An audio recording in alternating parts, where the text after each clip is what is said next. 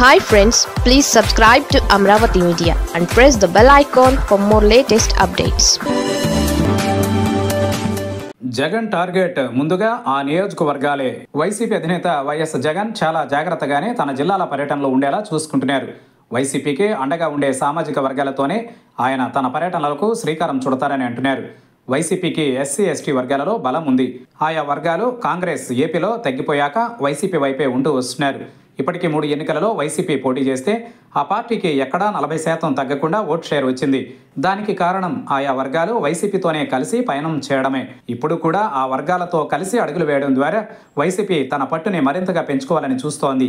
YS Jagan జిల్లాల పర్యటనలు కొత్త సంవత్సరం సంక్రాంతి తర్వాత మొదలవుతాయని తెలుస్తోంది.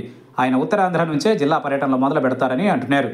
అరకు పార్లమెంటు నియోజకవర్గం నుంచి జగన్ జిల్లా పర్యటనలు సాగుతాయని పార్టీ వర్గాలు చెబుతున్నాయి. అరకు ఎస్టీ పార్లమెంటు నియోజకవర్గం, 7 ఎస్టీ అసెంబ్లీ సీట్లు ఉన్నాయి.